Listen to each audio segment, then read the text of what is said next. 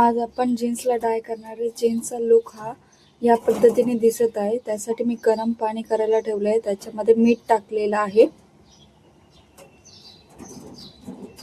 त्याच्यावरती झाकण ठेवून 10-15 मिनिटं ठेवलेले. पाण्याला उकळी येईस्तोपर्यंत. उकळी आल्यानंतर ना कदम पक्का रंग आपण त्याच्यामध्ये टाकायचा आहे आणि त्याला व्यवस्थित मिक्स करून घ्यायचं आहे. त्याच्यानंतर ना आपण पॅन्टला त्याच्यामध्ये भिजवायचं आहे. पूर्णपणे आतमध्ये डीप करून घ्यायचं आहे.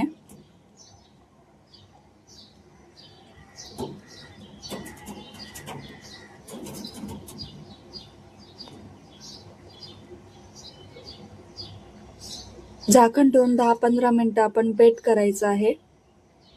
त्याच्यानंतर एका बादलीमध्ये डाय फिक्सचं सोल्युशन यूज करायचं आहे.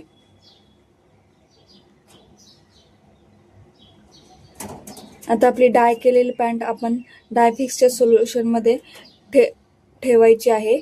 20 ते 25 मिनिटं ठेवल्यानंतर ना आपण तिला ड्राय करून घ्यायचे. ड्राय केल्यानंतर लुक हा या पद्धतीने दिसेल.